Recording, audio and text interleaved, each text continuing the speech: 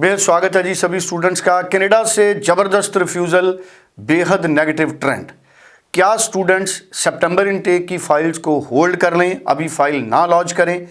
अमरजीत सिंह कंवर इस टॉपिक पर हमारे साथ बात करेंगे। कंवर साहब, बेहद स्वागत है। मैं चाहूँगा पूरी क्लैरिटी आप स्टूडेंट्स को दें।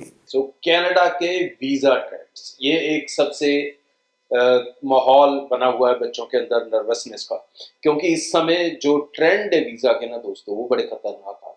वो बिल्कुल भी फेवर में नहीं है। बहुत सारे बच्चे तो मैं देख रहा हूँ प्रोफाइल्स, क्योंकि लगातार मैं यूट्यूब पे लाइव सेशन कर रहा हूँ पिछले कुछ दिनों से, तो बहुत सारे बच्चे तो नाजायज़ रिफ्यूज़ल हो रही है। ये कनाडा की कौन सी पॉलिसी है इमिग्रेशन को कम करने की, मुझे नहीं पता।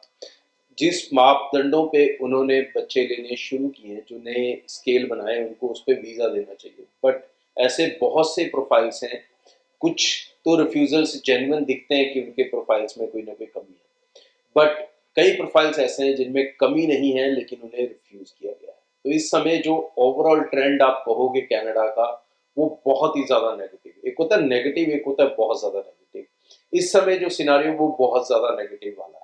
अब ये सिनारियो कितनी देर चलेगा ये तो मैं नहीं कह सकता, बट हाँ, आज की डेट में मेरी एडवाइस यही है कि फाइल को होल्ड कर लिया जाए। बहुत से बच्चे हैं जो सितंबर की फाइल्स रेडी करके बैठे हुए हैं अभी से, और मई वाले तो नहीं रुक सकते, उनके पास अब ज़्यादा टाइम नहीं है, क्योंकि अगर हम नॉर्मल प्रोसेसिंग टाइम भी देखें एम्बेसी का, तो वो 2 महीने से ऊपर जा रहा है।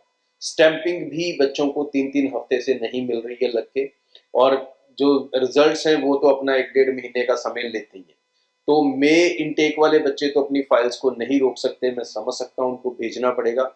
बट सितंबर इनटेक या जून इनटेक की जो बच्चे फाइल्स लगा रहे हैं, वो कहीं ना कहीं अभी थोड़ी देर होल्ड कर लें and see how embassy react, फिर उसके अकॉर्डिंग ही अपनी फाइल्स को आगे प्रोसीड करें। आज की डेट में जो मुझे लग रहा है, आपको फाइल्स के ऊपर बहुत ज़्यादा काम करने की ज़रूरत है। सबसे ज़्यादा आपको काम करने की ज़रूरत पड़ेगी स्टेटमेंट ऑफ पर्पस, क्योंकि जो बच्चे एलिजिबल हैं और रिफ्यूज़ हो रहे हैं, उनका प्रॉब्लम यही है कि एसओपीज़ को बहुत लीनिएंट लेता है काउंसलर।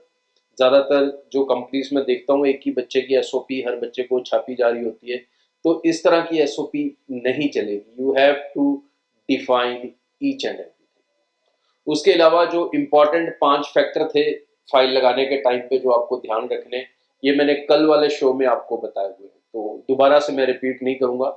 ओवरऑल बता देता हूँ।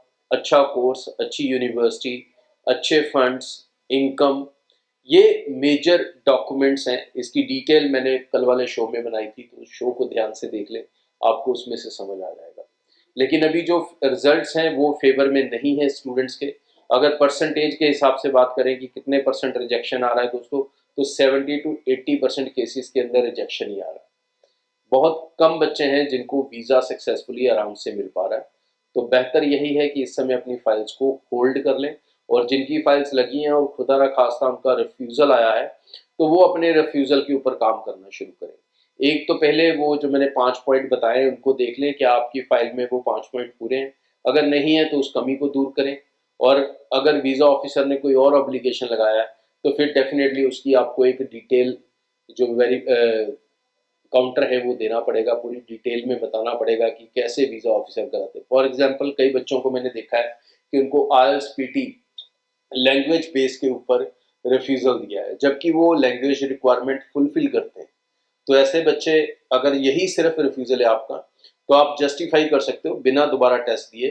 पुट योर फाइल अगेन, अपने एसओपी में एक्सप्लेन करो कि जो कोर्स मैं करने जाना चाहता हूँ कनाडा, और उसके लिए जितनी इंग्लिश की रिक्वायरमेंट है, उस रिक्वायरमेंट को मैं पूरी तरह से फुलफिल करता हूँ, और मेरी प्रीवियस क्वालिफिकेशन इंग्लिश में है, सब कुछ इंग्लिश में है, तो मुझे नहीं लगता कि मुझे किसी भी तरह से कोई भी प्रॉब्लम इस कोर्स को कंप्लीट करने में आएगी। और जो भी यूनिवर्सिटी या कॉलेज ने इसके लिए इंग्लिश रिक्वायरमेंट या एकेडमिक रिक्वायरमेंट सेट की है, मैं उस एकेडमिक और इंग्लिश रिक्वायरमेंट को फुलफिल करता हूँ। तो अगर इसके बाद भी आपको लगता है कि मेरा स्कोर कम है, then you really need to look on the college and university कि उन्होंने अपनी रिक्वायरमेंट्स गलत सेट की हुई। तो इस तरह से अगर आप चैलेंज करेंगे या एसओपी में अपनी एक्सप्लेनेशन देंगे, सो देयर इज चांसेस कि आप अपने वीज़ा को रिट्राइव कर पाएंगे। आगे भी इस चैनल के जरिए रेगुलर अपडेट आपसे शेयर करता रहूंगा, बट प्रेजेंटली नेगेटिव ट्रेंड से आपको नेगेटिव होने की जरूरत नहीं है।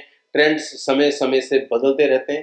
पहले भी नेगेटिव होते थे, फिर पॉजिटिव हो गए, अभी नेगेटिव है तो कोई बात नहीं, और 1-2 महीने के बाद चीज़ें बदलनी शुरू हो जाएंगी। सो चीज़ों का ध्यान रखें और आगे अपनी फाइल्स लगाने के लिए ज़्यादा प्रिपेयर्ड और अवेयर आप ज़रूर रहें। Thank you. Thank you so much. Amarjeet Singh Kanwar हमारे साथ थे। 9023890238 इस नंबर पर आप कॉल कर सकते हैं, आप पर्सनली विजिट कर सकते हैं, ऑनलाइन ब्रॉडवे की टीम से मिल सकते हैं।